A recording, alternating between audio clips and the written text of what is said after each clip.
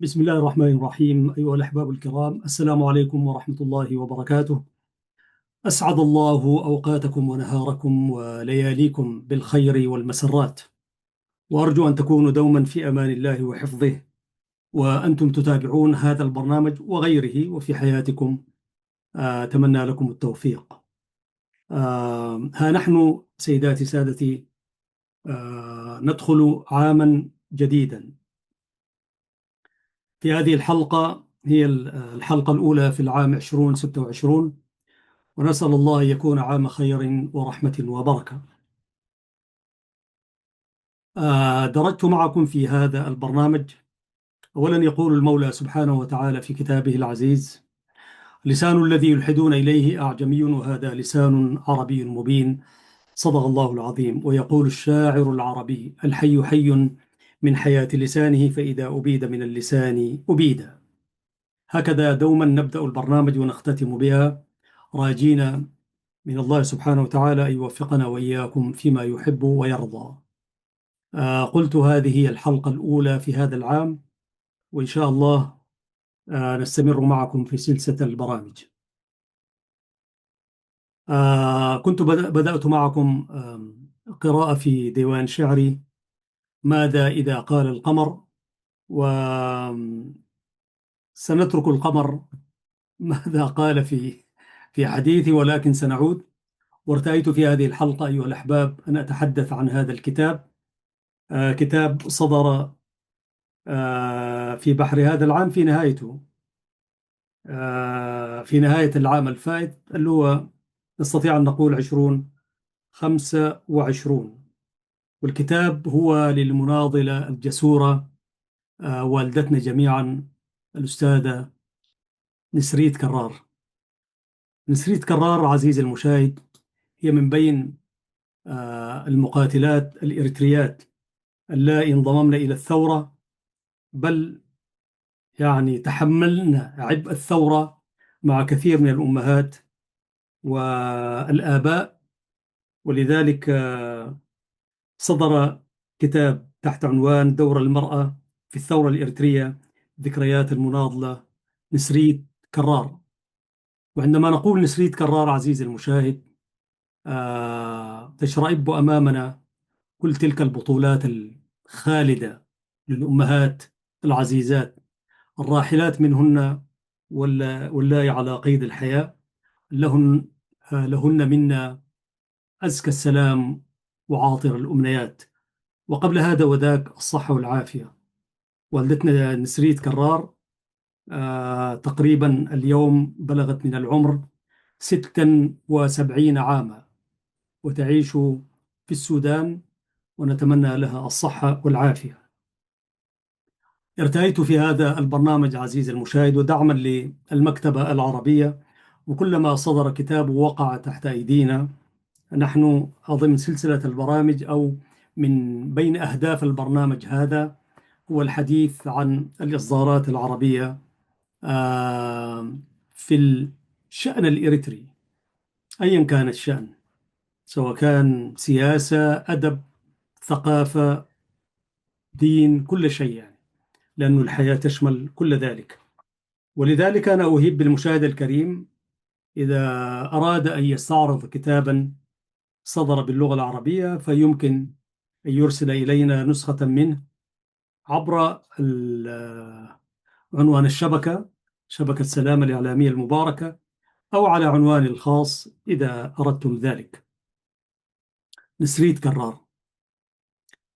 نسريت كرار أنا وصفتها في إحدى البرامج لصالح إيري بي إم الفضائية المستقلة. كان حديثي هناك باللغة التجرينية لأصل إلى المتحدث والمستمع الذي يتحدث اللغة التجرينية ولا يعرف ماذا يصدر أولئك الذين يكتبون العربية من الإريتريين، والعكس صحيح.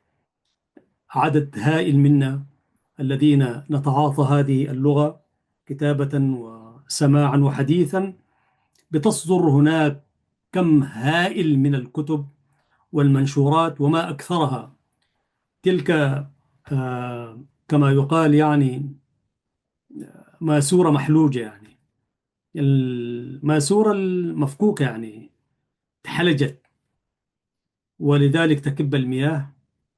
اللغة التقرينية هكذا، الذين يكتبون صحيح مسببات وأسباب وداعمين وناشطين، ولكن لا نستطيع أن نغفل الجدية في أولئك.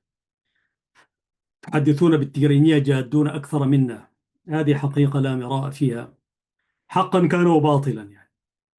ولذلك تلك الجدية والتشجيع وما إلى ذلك يلتهمون الكتب التهاما التي تصدر بالتقرينية، حتى يشتروها وإن لم يقرؤوها، لكنهم يدعموا المكتبة وهكذا.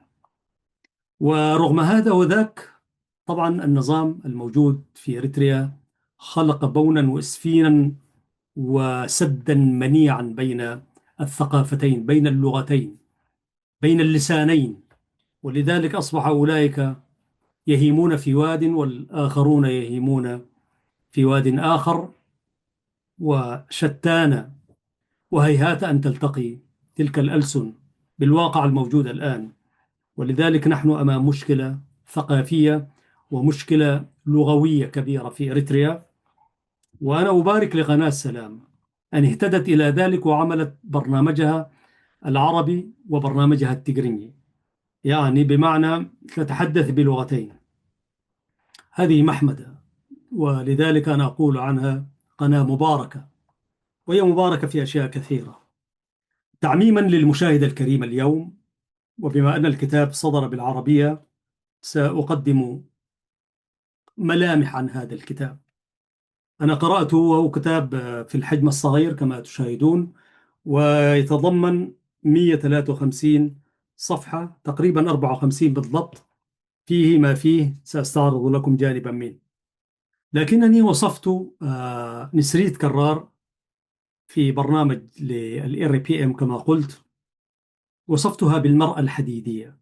والمرأة الحديدية في المنظومة السياسي هي مارغريت تاتشر، رئيسة وزراء بريطانيا، التي حكمت كرئيسة وزراء أطول فترة في تاريخ بريطانيا من 79 إلى عام 1990، وزعيمة حزب المحافظين.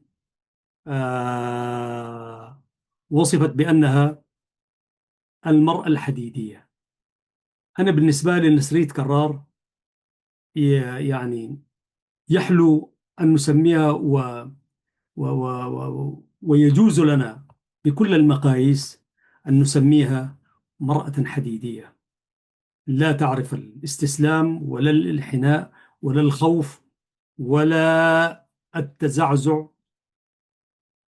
امرأة ما شاء الله. هي من مواليد 1949 في ألبو ضواحي حلحل إقليم عنسبة حاليا. وجاءت نسريت كرار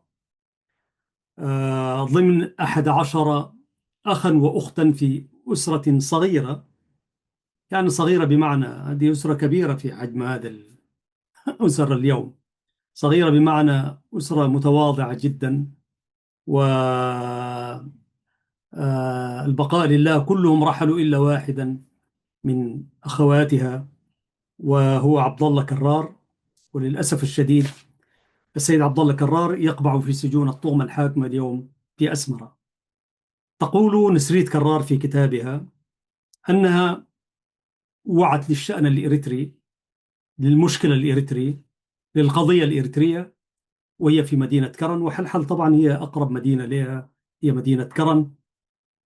قالت انتبهت للمشكلة الإريترية وعمرها يعني 48، 49 عفوا، و58. هي التفتت 9 سنوات عندما نظمت مدينة كرن أو شهدت مظاهرة طلابية شعبية ضخمة 1958. من هنا التفتت نسريت كرار وهي عمر التاسع، يعني صغيرة. هذه نسريت كرار كما تشاهدونها. منذ ذلك الحين وعت وانتبهت، ولم تأخذ زمنا طويلا. عام 1963 انخرطت انخراط مباشر في النضال، بمعنى 49 63 عمرها 9 دي 4 سنوات 3 سنوات، بنت 12 13 سنة انخرطت في العمل السياسي النضالي المباشر، وأدت القسم كما كان يؤدى يوم كان للقسم شأن كبير. القسم كما كتبته هنا: أقسم بالله العظيم أن أعمل في جبهة التحرير الإريترية بكل إخلاص وأمانة، وأن أحافظ على أسرار التنظيم حتى النصر أو الشهادة. هذا قسم ما شاء الله. أولا هو بدأ بسم الله، أقسم بالله العظيم. المجموعة قسمها كان غير ذلك، المجموعة الحاكمة يقسمون باسم الشهداء.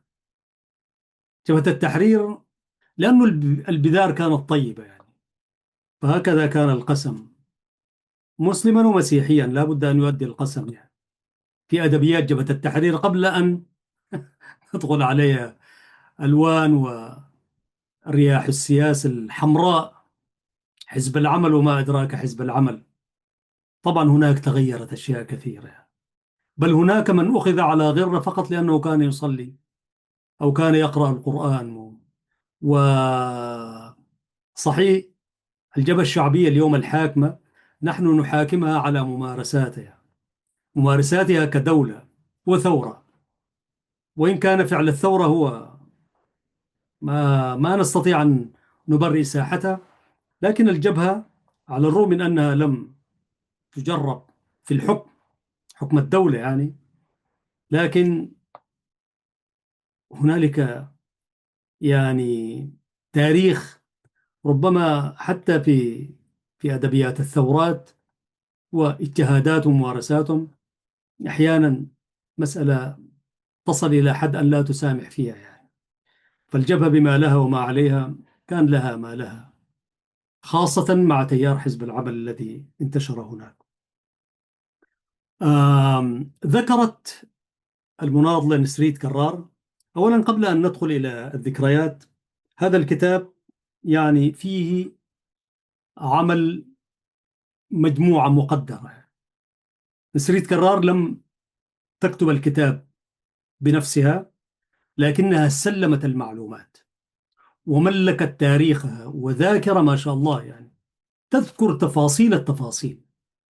فملكت لمجموعة منهم كما هو مكتوب: الأستاذ محمد صالح أبو بكر كان في الإعداد، والأستاذ الأمين أحمد الأمين عثمان في الإعداد. كان كل من محمد صالح أبو بكر وأحمد الأمين عثمان لهما السلام والتحية.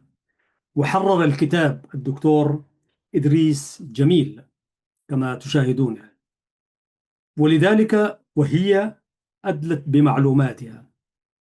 وهنا أود أن ألفت عناية المشاهد الكريم: ما كل الناس يكتبون أيها الناس، وما كل الناس يستطيعون يعني أن يحكوا كمان كما حكت المناضلة الثائرة نسريت كرارة. وما كل الناس أيضا يستطيعون تحرير الكتابة وإخراجها بهذا الشكل الجميل يعني. ولذلك أنا أقول مثل هذا العمل التاريخ الهام كان يمكن أن لا يرى النور لولا جهود أولئك وهؤلاء. وطبعا هناك جنود مخفيين يعني، جنود مجهولون كانوا وراء هذا الدفق وهذا الشهادة للتاريخ. ولذلك أنا أقول أيها الناس، ادخلوا إلى العمل الجماعي ولا تتهيبوا. نحن طبعا مشكلتنا، نحن على المستوى الفردي ناجحون كثر، ناجحون نجاح باهر ونجاح كثير، لكن في العمل الجماعي دائما تتخطفنا الأهواء من هنا وهناك. ولذلك أهيب أن ندخل إلى العمل الجماعي، العمل المشترك، ويد الله مع الجماعة. ولذلك أنا أهيب وأشكر أولئك المذكورين هنا وغير المذكورين على جهدهم وعلى صبرهم، وفي مقدمتهم أمنا نسريت كرار. لك السلام والتحية والشكر الجزيل الذي تستحقينه وأكثر. هذا الكتاب كما قلت عزيزي المشاهد عنوانه دور المرأة الإريترية ذكريات المناضلة نسريت كرار. هذه هي الطبعة الأولى، وطبع نهاية 2024، وجميع الحقوق للطبعة الأولى محفوظة وغيرها. الكتاب يحتوي على فهرس للمحتويات ومقدمة، وكذلك دخلت على طول في النشأة. ليس هنالك إهداء، يكفي أنه هذا الكتاب هو إهداء لكل أولئك الراحلين والمقيمين. أنا بعد ما أقدم ملخص لأهم النقاط سآتي إلى قراءة شيء من ذلك، وفي مقدمتها المقدمة التي كتبها الدكتور إدريس جميل من لندن، له الشكر الجزيل. فنأتي إلى المعلومات. ذكرت مجموعة من صويحباتها أمنا نسريت كرار، خاصة الخلية الأولى في تاريخ الجبهة، خلية تؤسس خارج الوطن، وتحديدا بمدينة كسلة السودانية. ذكرت سبعة، هي كانت سابعة هذه الخلية، خديجة نور تكروراي، وهي حرم الشهيد القائد عمر حامد إزاز، لها السلام والتحية. هي على قيد الحياة هنا في لندن، هنا في ميلبورن معنا، والرحمة والمغفرة للشهيد عمر إزاز. فاطمة محموداي، وجمع موسى بابور، وست الحامد بره، وعيش عثمان، وحدوة بخيت، ونسرية كرار. سميت المجموعة هذه مجموعة توتيل. سمينا هكذا لأنه توتيل واحد جبل من جبال كسلة، التاكا وتوتيل ومكرام وهكذا، فسموها خلية توتيل. بعدها طبعا برضو كونوا خلية ثانية في مدينة القضارف أعتقد، كان اسمها التاكا، وخلية فيها غردات كان اسمها الخلية الأولى للنسوان، يعني للمرأة الإريترية الغالية. آم، أمنا نسريت كرار واجهت تهديدات وتحديات. أول تحديات من داخل القبيلة والأسرة، يعني كيف بنت شابة كده وتنخرط في الكفاح وتدخل في العمل السياسي والنضالي وكسل آنذاك، وما أدراك ما كسل، حيث كان نحن الآن نتحدث في بدايات 63 قبل ثورة أكتوبر. كان بمثابة أنه الانخراط في العمل السياسي داخل السودان، حيث حكم عبود على أشده آنذاك قبل ثورة أكتوبر 64. فكان أي عمل، مجرد الدخول في خلية أنت يعني مهدد بالمخاطر. فنالتها تهديدات من القنصلية الإثيوبية في مدينة كسلة، وكذا مرة هددوها حتى بالقتل، لكنها لم تستسلم لأنها امرأة حديدية يعني. وتولت عدة مهام داخل مدن السودان بما فيها كسل، القضارف، بور سودان، وخارج السودان داخل إريتريا، وتحديدا في مدينة كرن وأغردات وهيكوتا وغيرها. ولها الفضل بعد الله مع مجموعة من النساء أن كونا اتحاد المرأة الإريترية، الاتحاد العام للمرأة الإريترية. وتاريخها كله تاريخ جبهة التحرير، ومن نسريت كرار.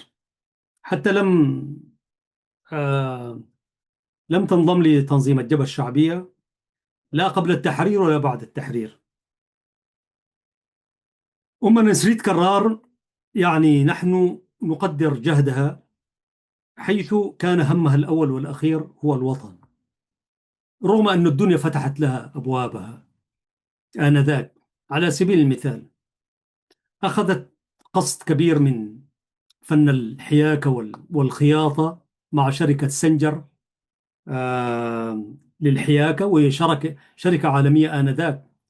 شركة سنجر يعني معروفة، يعني وحيث كان لها ماكينة الخياطة المعروفة.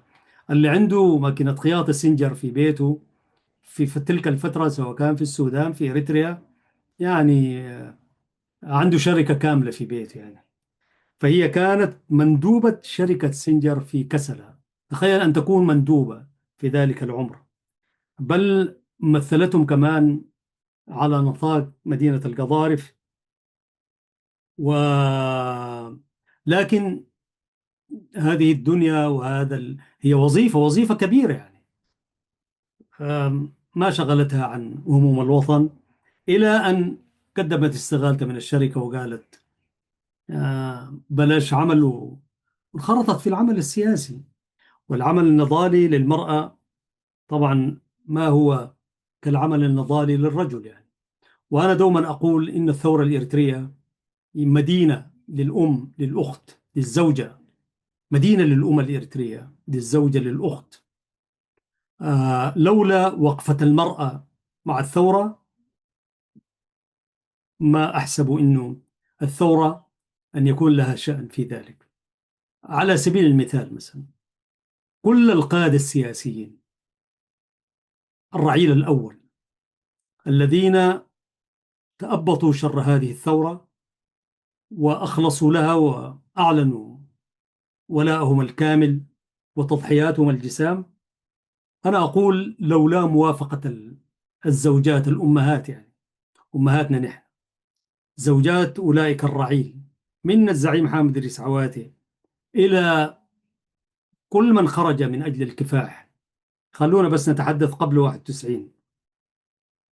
لو عملت المرأة على تعطيل إرادة الرجل ورغبته وثورته ونفرته من أجل وطنه وشعبه، يعني حتى لو لم نقل كل أولئك كانوا سيتخلفون ويصبحون من القواعد مثلا، أنا أقول إنه كم هائل من أولئك ما كان انخرط في النضال، ولا كان حقق شيء مما نالته إريتريا باستشهادهم وتضحياتهم الجسام. وبالتالي كان سيتوارى عدد كبير من أولئك الزعماء، وتواري قائد معناه تواري أمة يعني. ولذلك الثورة والدولة كان ينبغي أن تكون مدينة للمرأة الإريترية، وليس مجرد اتحاد. كان ينبغي أن تكون وزارة المرأة الإريترية. أنا لو كان بيدي السلطة، دوما وأنا أعمل البرامج أشير إشارات مثل هكذا. في البرنامج الذي عملته بالتقرينية، نتيجة للسفين والسدود التي وضعها النظام الحاكم في البلد اليوم، فإريتريا تحتاج في المستقبل إلى وزارة الترجمة، أن تترجم المنتوجات لا أن تكون مجرد اسم يعني، اللغة مكتوبة في البطاقة ولا في الجواز، ولا تستطيع أن تقدم بها عريضة يعني من كلمتين أو ثلاث، تكتبها بالعربية يقولوا لك امشي ترجمها، وتتكبد مشاق الترجمة بنفسك. وبالتالي لننشئ حوار وطني في البلد في المستقبل إن شاء الله، نحتاج إلى وزارة الترجمة، أن يكون الذين يجلسون في أي مكتب يكون هنالك مترجم. والشعب العربي والشعب الإريتري غالبيته يتحدث إما العربية والتقرينية. وأبانا في برلمان 52 لم يحددوا لغتنا الرسمية من فراغ، حددوها قالوا العربية والتقرينية. كانوا أذكى وأفهم وأشطر في السياسة من أولئك الذين تخرجوا من جامعات. وأولئك الناس لم يتخرجوا من جامعات معظمهم يعني. صحيح كان فيهم نفر نفرين، عدد يعد بالأصابع يعني المتعلمين، لكنهم كانوا فطنين فطنين. وهنالك فرق بين الأمية والجهل. أولئك لم يكونوا كانوا أميين، ولكنهم لم يكونوا جهلة. ولذلك المتعلم يمكن أن يصبح جاهل، والعكس صحيح يعني. فالأمية لا تمحو وعي الإنسان. ويكفي أن نبينا محمد صلى الله عليه وسلم النبي الأمي، لكنه كان ذلك رسول نعم، ولكن لحكمة وضعها الله سبحانه وتعالى أن يرسل لنا نبيا أميا، ولكنهم أوتي جوامع الكلم، وأوتي بما سنشهده إلى أن تقوم الساعة، وأوتي كذلك فطنة وتباشير، وعكس لنا الجنة. نحن ماذا نبتغي من هذه الأعمال؟ نبتغي الجنة يعني.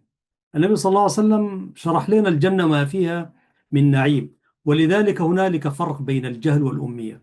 اليوم أنا يعني تسيطر علينا الجاهلية، الجاهلية الأولى يعني، وإلا ما كان تخبطنا هكذا في مسار العمل السياسي والوطني، وأحيانا برضو مع الأسف الشديد الدين يعني. ولذلك نحن نعاني من جاهلية. أولئك الأميين كانوا أذكى وأفضل من هؤلاء السياسيين في الغالب. لا أعمم يعني، لكن هذا هو المشهد. وبالتالي نحن نحتاج إلى وزارة الترجمة، هذه ناحية. الناحية الثانية برضو نحتاج إلى وزارة المرأة، ليس مجرد اتحاد المرأة الإريترية يجتمع مجرد اجتماعات وهكذا. لا، نحتاج إلى وزارة تعنى بالمرأة الإريترية وتعيد لها حقوقها. عموما نعود إلى كتاب أمنا نسريت كرار. نسريت كرار نالت دورة في التطبيب في الإسعافات الأولية بالعراق لمدة عام 1970، وتزامنت دورة تخرجهم مع تخرج الضباط الإريتريين بمعسكر الرشيد، على رأسهم كان القائد الشهيد أحمد ناصر رئيس جبهة التحرير الإريترية في أحرج فترة مرت بها الثورة الإريترية. تخيل برضو فتحت لها الدنيا أن تنال شهادة تمريض من العراق 1970. كان يمكن أن تفتح عيادة خاصة بها في مدن كسلة والقضارف وبور سودان وهكذا يعني، وهي المرأة ذات شكيمة وقوة يعني. لكنها برضو أخذت شهادته وطوالي عادت إلى الميدان، فكانت عضو ومؤسس للاتحاد العام للمرأة الإريترية، وعضو مشارك في أعمال المؤتمر الوطني الأول لجبهة التحرير في نهاية 71. وكانت عضو المجلس الثوري المكون من 41 عضوة و19 عضو في اللجنة التنفيذية، وكذلك كانت عضو في اللجنة المركزية للاتحاد العام للمرأة الإريترية. شاركت في أعمال المؤتمر الوطني العام الثاني لجبهة التحرير. يعني كانت في كل ال- الفعاليات والأحداث السياسية الكبيرة. كذلك كما قلت شاركت في المؤتمر الثاني للاتحاد العام للمرأة الإريترية عام 76 كعضو اللجنة التنفيذية، وتولت شؤون اجتماعية، يعني تولت مهام الشؤون الاجتماعية. عملت السيدة نسريت كرار في تأسيس عدد من المدارس في المدن المحررة، منها تسني وأديبرة، بالإضافة إلى إسهاماتها في فصول وتأسيس مدارس التطريز والحياكة في هيكوتا. وكما عملت في مناطق عدة مناضلة جسورة حاملة للسلاح في مناطق القاش والساحل وسراي وبركة. يعني جالت إريتريا، عارفة إريتريا مظبوط. شاركت في الاستفتاء بالمملكة العربية السعودية 93، يعني بعد أن دخلت الجبهة وانحل عقدها. مشت السعودية، فتزامن استشفاء زارت السعودية، فتزامن وجودها هناك 93 إجراء الاستفتاء. طبعا قبل إجراء الاستفتاء عاشت أحداث راساي 1980 81 82 وتفاصيلها، وشهدت انشطارات جبهة التحرير الإريترية، مجموعة ساقم ومجموعة التيار، والتي عادت وانخرطت إلى قوات التحرير الشعبية. وعاشت تفاصيل تصحيح حركة 25 مارس وانشطارات التنظيم الموحد. يعني مسكينة يعني المرأة أم نسريت.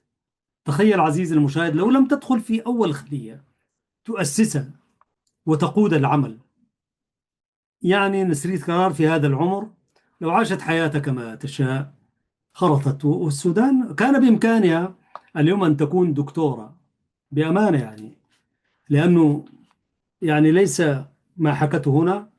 أنا كنت سعيد الحظ عزيزي المشاهد أن ألتقيها وجها لوجه وأحكي معها، أحكي معها ما لم تحكيه في هذا الكتاب حقيقة يعني. والتقيتها في الساحل، يعني في الساحل في مدينة نقفة تحديدا. سآتي إلى ذلك في نهاية الحلقة إن شاء الله. فهي مرأة ما شاء الله يعني. وأعود فأقول: لو لم تكن أو تقدم نفسها وعمرها قربانا لإريتريا وثورتها وشعبها وتحررها، اليوم نسرت كرار كان ممكن تكون أغنى الغنيات، وهي غنية بالله سبحانه وتعالى، غنية بإيمانها. والامرأة الرجل الإنسان النسريت إنسانة مؤمنة، يعني حقيقة يعني مؤمنة وإيمانها قوي. يعني أنا جلست معها بالساعات. نحييها حيث تقيم الآن في كسلة، وهي بحاجة إلى دعائكم ووقفتكم أيها الناس. تمر بوعكة صحية يعني نتيجة للظروف يعني.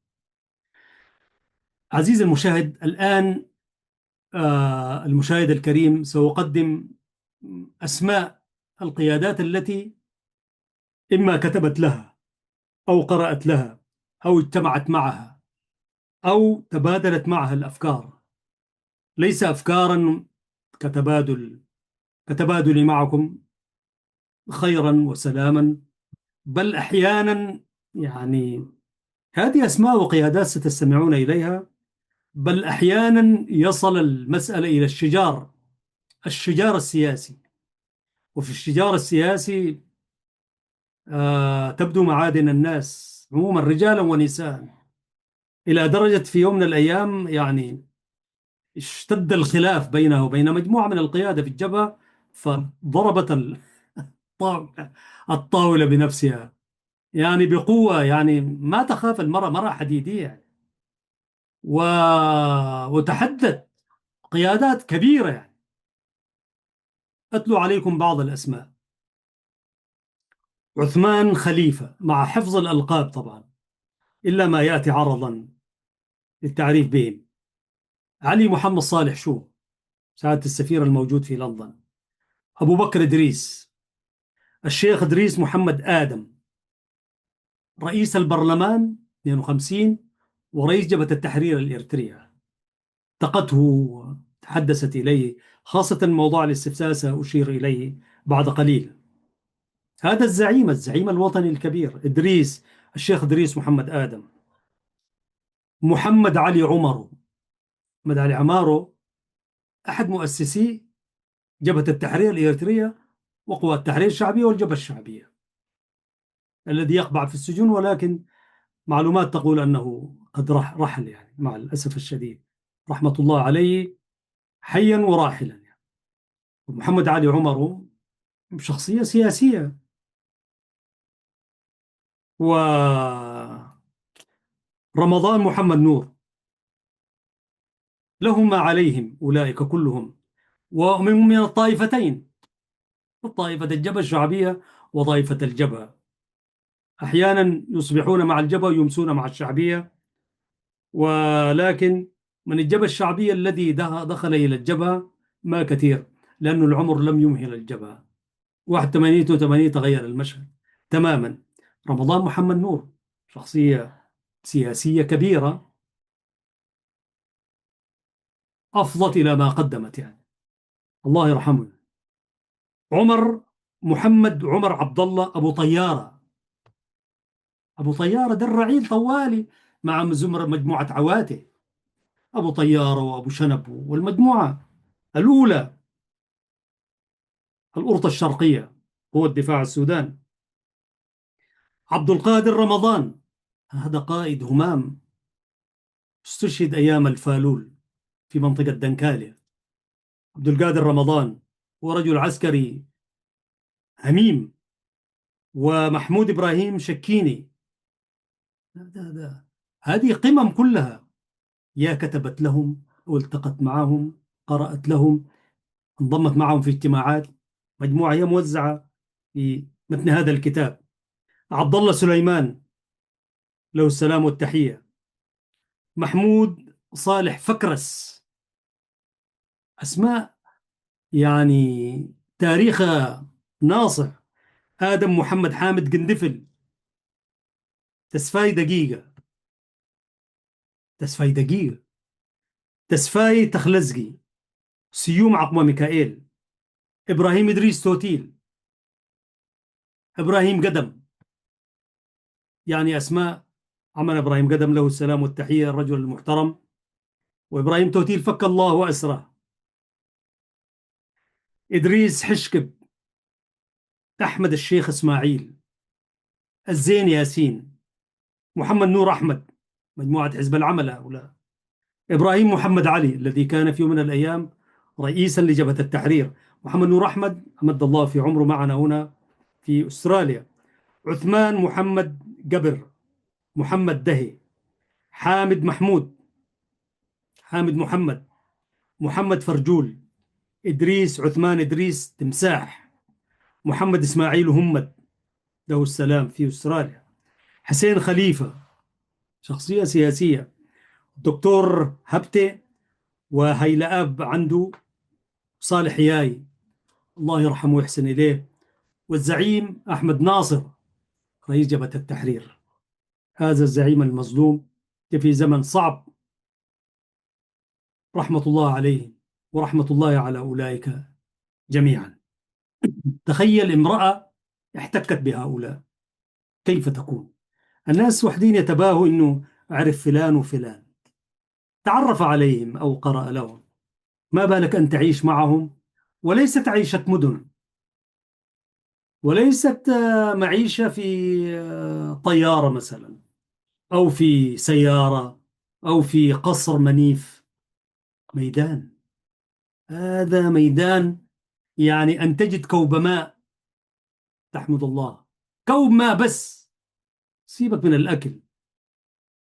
وميدان معناها في معارك، في موت، في جوع، في خوف، في تربص، في دولة تتربصك وتصطادك من على الطائرات. يعني الجبهة ما عندها لا طيارة لا دبابة آنئذ، يعني بين الأحراج وال والغابات والأنفاق والدفاعات.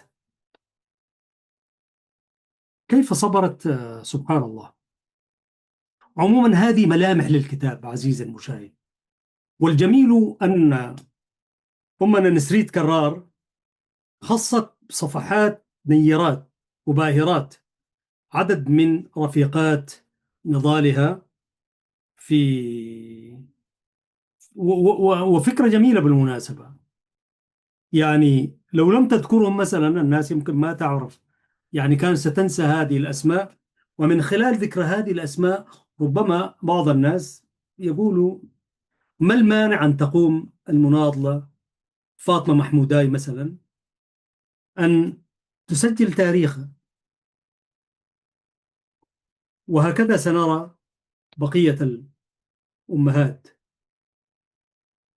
فذكرت منهن تقريبا، ذكرت 10 ولا ما، ليس 10 بحسب، بل 15، 17، لا إيش، 20، 21 مناضلة معها في بدايات المعمعات، وكلهن أدينا دورا عظيما في سجل التاريخ. المناضلة فاطمة محموداي تحدثت عنها حتى ولو في فقرات، لكن قالت معلومات قيمة. أنا سأذكر تاريخ فاطمة محموداي فقط ما ذكرته، وهكذا على، والبقية سأذكر أسماءهن فقط. تقول أنه هي شقيقة المناضل الشهيد عبد محموداي، وانتخبت أول رئيسة للتشكيلة النسائية الأولى، ولدواعي السرية أطلقنا عليها تشكيلة توتيل كما ذكرت. فاطمة محموداي هي مناضلة صلبة لا تعرف اليأس والانكسار أو الخوف، وكانت تتسم بالصبر والتفاني مع القدرة على تنفيذ المهام الموكلة إليها كافة مهما كانت صعوبتها.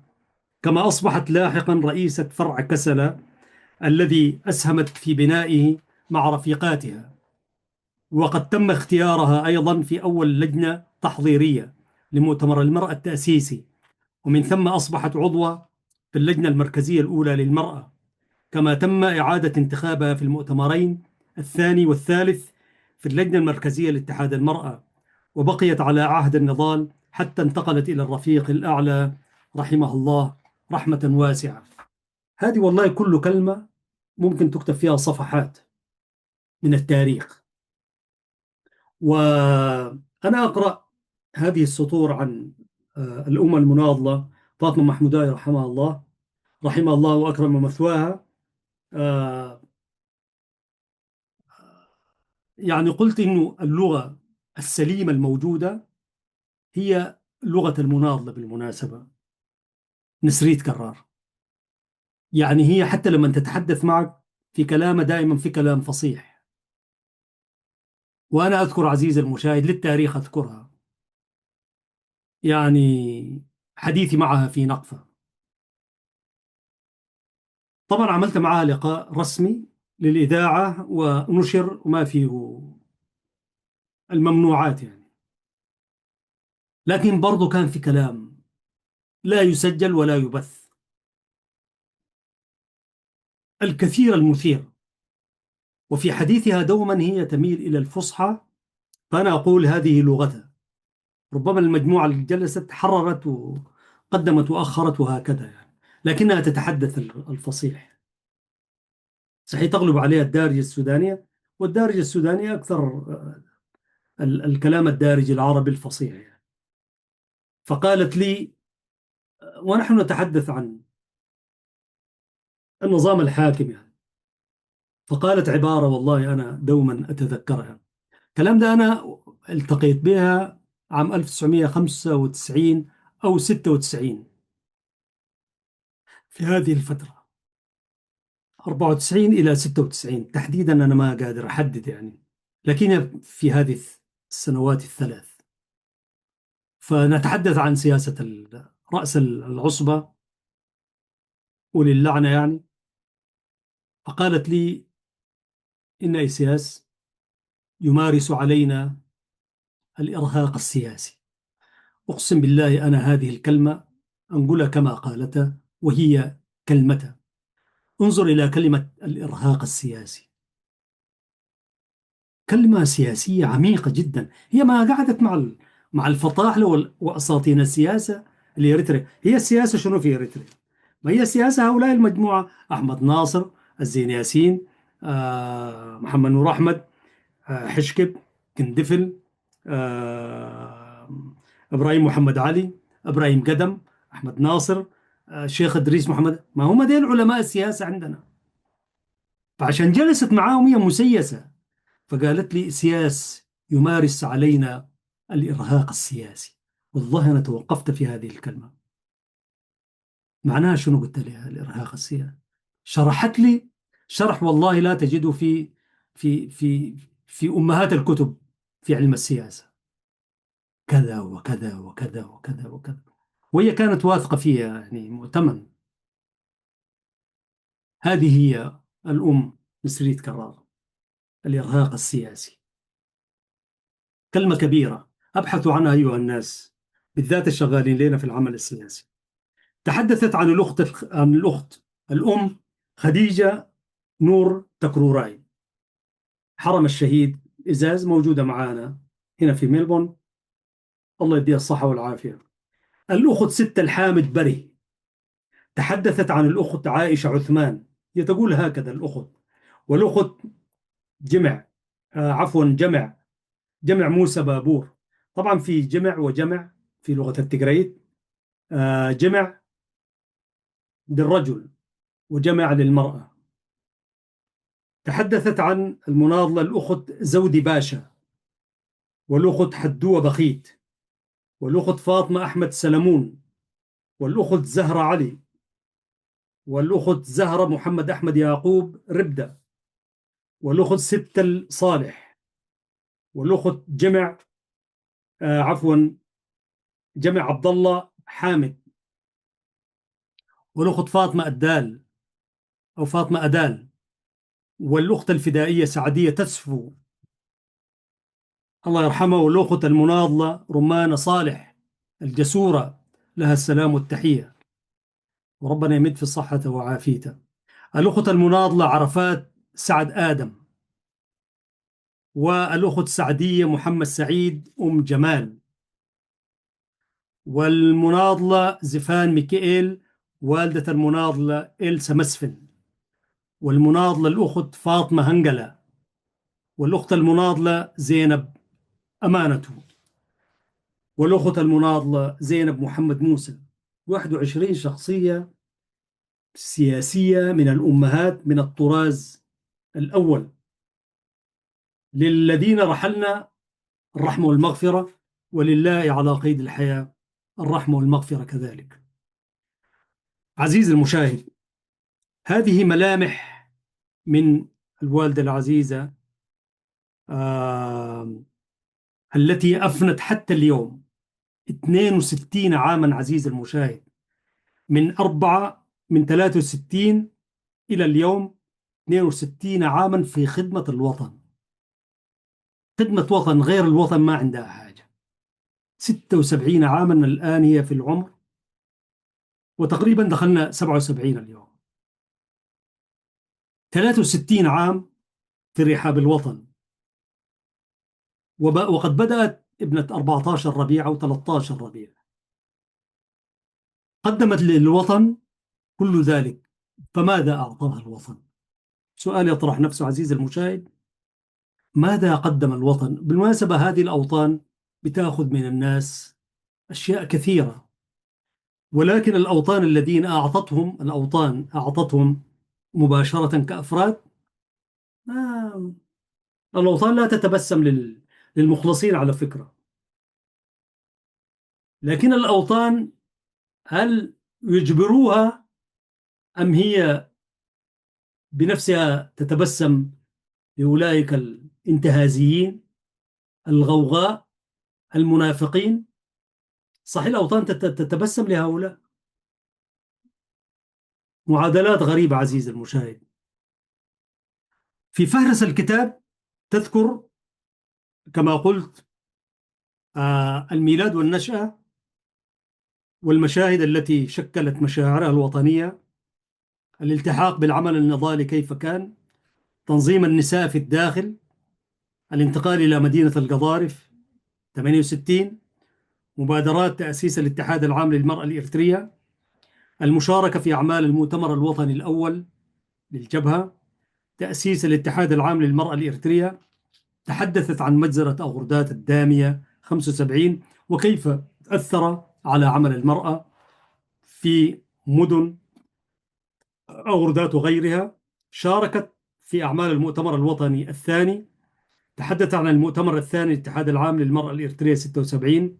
تحرير المدن الإريترية تذكرها بين 77 78. أفراح التحرير بين 77 91. الجبهة دي ما كان عندها أفراح. تحرير المدن أغردات ومندفرة وتسنيو شيء من ذلك. فتعمل مقارنة بين أفراح 77 و 91. سيمينار قيادات المنظمات الجماهيرية، سيمينار التنظيم في راساي، وما أدراك ما راساي، معاناة في درب النضال، رفيقات النضال كما أشرت إليهن واحدة بعد الأخرى، ثم صور ووثائق ونشرات ووثائق. من الصور التي نشرتها أمنا نسريت هي صور معبرة جدا. مثل هذه الصور أنا أحاول أن أظهرها شوية على تظهر شيء. في الصفحة 136 37 في صور معبرة عن الشهيدة، عن الأستاذة أمنا نسريت مع مجموعة من النسوة السودانيات والإريتريات كذلك. وهنا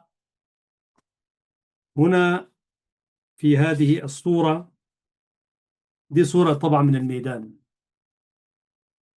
هذه صور خطيرة يعني. أنا أرجو أنه أقرب الشاشة حتى يتأمل المشاهد الكريم معالم و...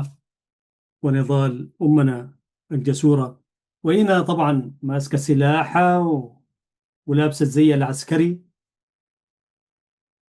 وكذلك الصفحة هذه مع مجموعة من المقاتلات والمقاتلين.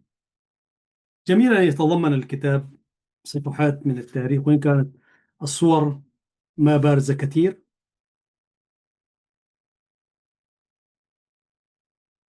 برضو هنا صور للتاريخ، يعني المناضلة نسريت كرار في الميدان. يا سلام، بطولة ما بعدها بطولة، وهذه ملاحق ما واضحة كثير. آه يعني أنا وأنا أستعرض هذه الصور قلت لو كانت استمرت يعني إريتريا نالت استغلالها بداية الكفاح، واستمرت نسريت كرار في العمل العسكري، اليوم كانت حتكون مارشال يعني أو لواء.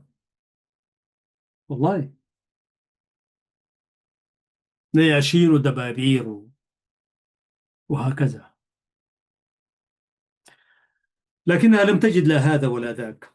أعود عزيزي المشاهد إلى الاستفتاء حيث كانت في المملكة العربية السعودية آنذاك، لتعرف عزيزي المشاهد أنه نسرين كرار أنا لما وصفتها بالمرأة الحديدية، يعني هما كل النساء ممكن وصفهن بذلك، الرعيل الذي ذكر. لكن أنا أتحدث عن شخصية معينة، كتابة هذا، فهي يليق بها المرأة الحديدية، وحسميها المرأة الحديدية. أنا بالنسبة لي المرأة الحديدية هي نسرين كرار، لها الصحة والعافية. كانت في المملكة العربية السعودية، وكانت الجدل قائم بين أن أعضاء الجبهة هل يشاركوا في الاستفتاء أم لا يشاركوا في الاستفتاء. كان اللغط والجدل عائم آنذاك، حيث الجماعة قالوا من 91 سياس قاعد في أسمرة قال ما في حاجة جبهة، ما في حاجة اسمها جبهة، لا أنا حشوية والكلام الفارغ الخارم بارم اللي قالوا، لكن أصبح سياسة مع الأسف الشديد عزيزي المشاهد. كلام غير حقيقي وكلام غير وطني، أصبح مرشد سياسي، منهج سياسي نسير عليه حتى اليوم. فلذلك ناس الجبهة ما أقول من حقهم إنه يترددوا في المشاركة في الاستفتاء، لكن هذه السياسة وانعكاساتها يعني. فعدد كبير منهم قالوا يا جماعة نصوت ما نصوت وبتاع، علما بأن الجبهة 99% منهم صوتوا يعني، بما فيهم القادة الكبار يعني أحمد ناصر وعبد الله كلهم صوتوا يعني. لكن كان جدل غايم، وما هو قاعد يقول لك تنظيمات موجودة طلعت من الميدان شيء آخر، لكن تنظيمات موجودة حية ترزق آنذاك يعني، آنذاك. فيقول لك أنت ما أنا لا أعترف بك. طيب أنا استفتاءك ما أعترف به كمان، في المعنى في المحاكاة السياسية يعني، سيبك من المشروع الوطني يعني. المناضلة نسرية كرار يعني، واللغط داير، ولكي تدلي بصوتك لابد أن تستخرج بطاقة الهوية. والله لو تحدثنا عن بطاقة الهوية وكيف يعني ابتزت بها الشعب الإريتري هذه المجموعة الحاكمة، شيء يشيب لها الولدان يعني. على كل، نسرية كرار بقوتها ذهبت إلى قادتها في الجبهة في المملكة وقالت لهم الآن أنا أعلمكم تماما، أنا ماشي مكتب الجبهة الشعبية وسأستخرج بطاقة الهوية وسأصوت كذلك قبل القادة كلهم. قالوا لا، الأمر لك، فانظري ماذا تأمرين. ومشت واستخرجت البطاقة، دخلت إلى مركز الاقتراع.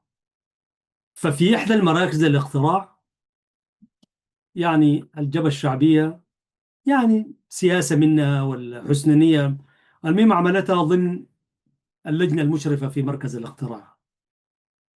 ما وجود نسرين دي فطنة سياسية أنا أقول في مركز الاقتراع على رأسه، معناها في رسالة. ولو كانت الجبهة الشعبية دي تعمل برسائل ورسائل الشمل، عفوا، رسائل الشمل وتجميع الناس، حققت نجاحات كبيرة وحققت إنجازات. وهذا الانشطار الوطني وضياع المشروع الوطني كان يمكن أن نتداركه منذ حين، لكنها الفكرة الشيطانية.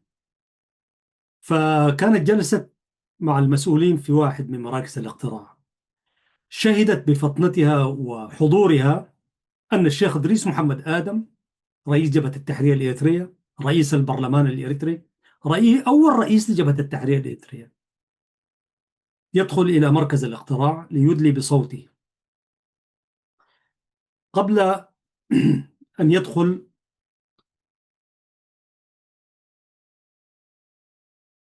عفوا عزيزي، قبل أن يدلي بالاقتراع، قالت للمسؤول في المركز: أتعلم من هذا الذي يدخل؟ طبعا الجبهة الشعبية ما يعرفه، لا إدريس محمد آدم. لو خرج عواتي من، ربما يقول من هذا يعني.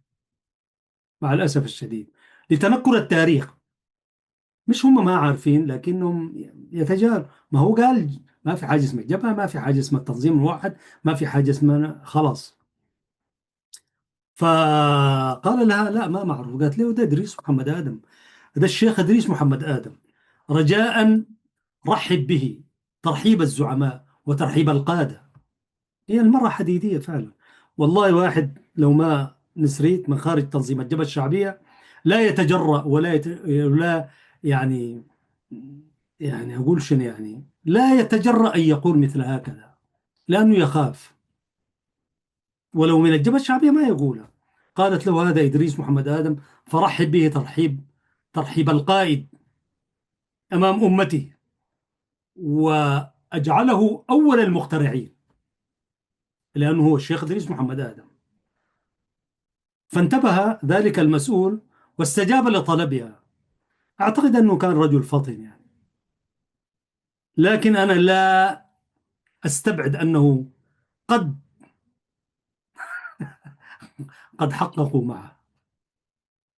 بدليل عزيز المشاهد، في أي مركز اقتراع كان تصوير، أي مركز اقتراع كان تصوير من الحكومة، تصوير من المنظمات، تصوير من جهات فئوية هكذا. وهي بالمملكة العربية السعودية آنئذ. معقول ما في كاميرا في المملكة، في مدينة جدة آنئذ؟ أحسبه في جدة يعني. فالتحقيق أنا أعزوه أو أرجح أنه تم السؤال مع ذلك، أن سمح لإدريس محمد آدم، الشيخ إدريس الزعيم، تفضل يقول له ورحبوا هنا وصفقوا له الجماعة كلهم. أخذ الميكروفون قال: الآن يدخل إلى مركز الاقتراع الزعيم الوطني الكبير المناضل الشيخ إدريس محمد آدم، فرحبوا به بالكلام السعودي ذاك، رحبوا به وكذا هكذا.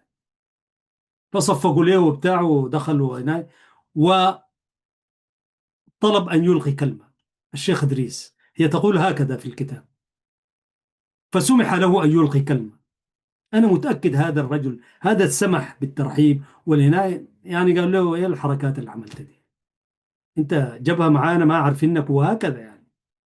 لأنه نعرف الشعبية كويس، نحن خريجي هذه المدرسة أيها الناس. لكن أحيانا أنت بتكون خريج المدرسة وما أخذت شهادته يعني. الشهادة التي تعطى من أي مدرسة يعني.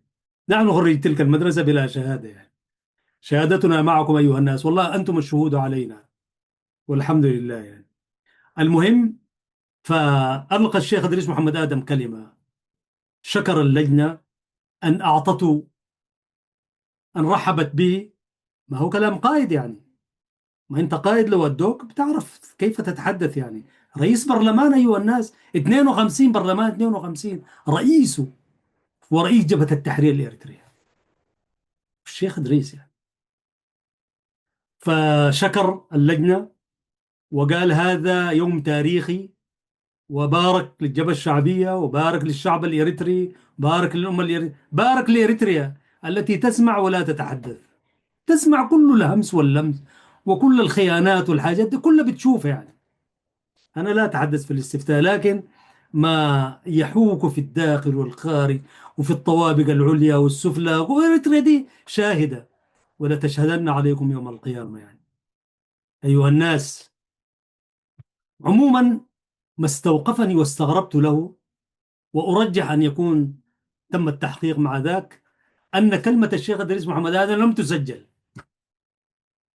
ولم تأتي إلينا نحن في وزارة الإعلام أن تبث. هذه كلمة زعيم يا أخي. والله منقسته لو جاء، الذي آنئذ هو في زيمبابوي حتى اليوم يعني، منذ ذلك التاريخ وقبله. لو قال الله يبارك للشعب الإريتري وحاربناكم وحاربتونا وانكسرنا ودخلتم وخرجنا وطرنا إلى زيمبابوي، هذه الكلمة ينبغي تسجيلها للتاريخ وتقدم للشعب الإريتري ليكون شاهدا على تاريخه. وفي أي مناسبة في مناسبات تأتي بها كلمة الشيخ إدريس محمد آدم لم تأتي، لم تسجل كالكلمات الكثيرة التي يعني أصرت وألحت المجموعة الحاكمة أن لا يكون لها قيمة ولا يكون لها ذاكرة ولا تاريخ في ذاكرة الشعب الإريتري. الجيل الموجود الآن عمره 40 سنة، 50 سنة قول تقليق الجبهة الشعبية. عندما دخلت الشعبية 91 كان عمره 12 14 15، هو الآن يقترب من ال50، ما يعرف هذه الأسماء. هذه الأسماء بالنسبة له أسماء ممثلين يمكن يعني، مع الأسف الشديد. أم مجموعة كانوا في كرة القدم، ومجموعة كانوا في جمعيات خيرية، ومجموعة ممكن كانوا يعني تجار مثلا بين مندفرة وأسمرة وعدخالة وهيكوتة، حيحسبهم هكذا يعني. أنا أتحدى المستمع الكريم أن يخرج لنا واحد من الأسماء ديل في مناهج التعليم الموجودة اليوم، في مناهج التدريس من الابتدائي حتى الثانوي في الحكومة الإريترية اليوم. أنا لا أحب التحدي، ولكن تحديا أقول ليأتيني باسم واحد من هؤلاء على سبيل المثال. أنا أقول فكلمة الشيخ إدريس ضاعت عبر الأثير، لكن أنا هنا نتوقف مع شجاعة الأم نسريت كمان أن تلتفت لهذا التاريخ. هذا والله لا يقوم به إلا الإنسان الحديد القوي المؤمن. ونسريت حتى دخلت إريتريا بعد 90، وكانت مقيمة في مدينة كرة وتتجول، ولكن ظروف الصحية التي استدعتها أن تخرج مرة أخرى وتعيش هذه السنوات في مدينة كسلة، حيث بحاجة إلى علاج دائم ومستمر. وأعطيت منزل، كما أرض مش منزل، أرض في مدينة كرن، منطقة بعيدة ما تصلح أن يسكن فيها، دعك في هذا العمر شاب ما يقدر يسكن فيها. لكنها المرأة الحديدية قالت لهم هذا ليس مكاني، مع أنه هي شوف داخلة بتاريخها، وقابلت فلان وعلان والمسؤول وما عارف في في المهم في الوزارات ما خلت من شريفه إلى أب عري رحمة الله عليهما. ولذلك وقالت لهم هذا ليس مكاني، أنا أريد في المكان الفلاني وفي منطقة كذا وكذا كذا، ف ومواصفات محددة. فرضخت المجموعة لطلبها ولم تمكث فيها كثير يعني. احتاجت أن تعود إلى السودان مرة أخرى للعلاج. والله أحييك تحية خالدة. إن هذا الكتاب كما قال، وهو جزء مقتطع من المقدمة سأكتفي بها، إن هذا الكتاب يوثق لتاريخ إحدى رائدات الثورة الإريترية في مرحلة الكفاح المسلح للشعب الإريتري، ألا وهي المناضلة نسريت كرار سمرة، المناضلة القوية والشجاعة التي لم تتزحزح قيد أنملة عن أهداف الثورة التي آمنت بها رغم كل المصاعب التي واجهتها جراء ذلك. وإلى جانب تجسيد أنصع صورة لنضال المناضلة نسريت كرار، وفي الوقت نفسه هذه الدراسة تعكس أيضا جانبا مضيئا لنضالات المرأة الإريترية بشكل عام ودورها البارز في الحراك الثوري، إلى أن وصلت القضية الإريترية مبتغاها عام 1991. هذا فيما كتب في الغلاف الخارجي. أنا سأكتفي بهذا القدر عزيزي المشاهد وعزيزتي المشاهدة، لكن كنت أود أن أقرأ أنا عنونت بمواقف. لأؤكد عزيزي المشاهد سأقرأ لكم موقف أو موقفين.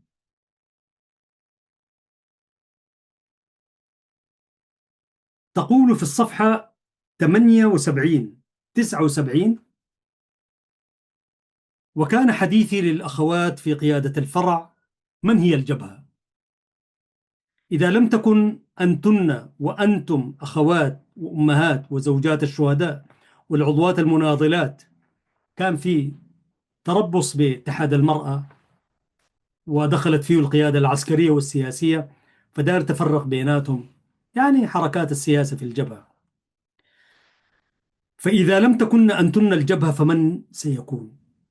وبعدها اتجهت إلى مكتب الجبهة، هكذا تقول، وسلمت للأخ المناضل حسن إيمان ممثل الجبهة في كسلة الاشتراكات بما فيها المتأخرات، وطلبت منه النشر الأسبوعية، كان وقفوا منهم النشر الأسبوعية، وأن تباشر قيادة الفرع مهامها. الفرع مهام أوقف من عمله، مماحكات. وفي حالة أنه يرى غير ذلك طلبت منه تجهيز وسيلة للذهاب إلى مقر القيادة في الميدان.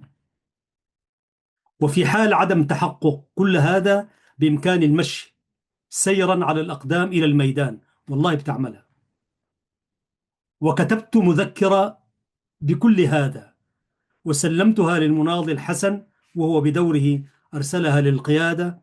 وهنا سأل الإخوة في القيادة عني، فعلموا أنني في كسل، وقدروا أنني خلف هذه المشاكل. قالوا نسريت وراء المشاكل دي كلها. وقد كنت أطلق على توجهاتهم اليسار الطفيلي، وهم يطلقون علي ومن يشبهني باليمين الرجعي. أتحرحرت يعني. اليمين الرجعي كل من يخالف تلك المجموعة، حزب العمل خلينا نقول بشكل صريح عزيزي المشاهد، كانوا يطلقون عليه اليمين الرجعي، هي أطلقت عليهم اليسار الطفيلي. بالمناسبة هي كان عندها موقف من فكرة اليسار ذاته، ما كانت تؤيد سياسات حزب العمل، ودي هي اللي دخلتها في مشكلات مع الجبهة. سأكتفي بهذا القدر عزيزي المشاهد. فكون تصفا باليسار الطفيلي، شوف المصطلحات، فما كان غريبا أن تقول لي أن السياس يمارس علينا إرهاقا سياسيا. والله حديثي مع أم نسريت طويل وكثير، ولكن دائما ينبغي علينا أن نلتزم بالوقت. إذا تجاوزنا قليلا فسامحونا، وإذا كنا غير ذلك فلله الحمد من قبل ومن بعد. أيها الأحباب الكرام، أحيي باسمكم جميعا المناضلة الجسورة أمنا نسريت كرار سمرة، وأتمنى لها الصحة والعافية، وأن تتحقق أمنياتها في أن تنال المرأة الإريترية مكانتها اليوم وغدا وإلى يوم الدين. تحية للذين ساعدوا الأم نسريت وخرجوا إلينا بهذا الكتاب القيم. أنا قرأت كثير عن مماحكات الجبهة وكيفية تراجعها واندحارها، ولكن بصراحة لم أقرأ مثل هذا رأي واضح وصريح دون مواربة. الجماعة عملوا إيش والأمور كانت ماشية كيف، وهي شاهد على عصرها. تحية لها ولكم ولهن ولكل الذين استمعوا إلينا عبر هذه الحلقة.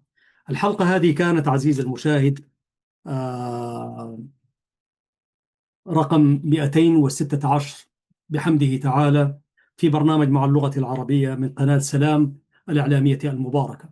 في الختام أحييكم أنا أحمد شريف معد ومقدم البرنامج. يقول المولى سبحانه وتعالى في كتابه العزيز: لسان الذي يلحدون إليه أعجمي وهذا لسان عربي مبين، صدق الله العظيم. ويقول الشاعر العربي: الحي حي من حياة لسانه، فإذا أبيد من اللسان أبيد.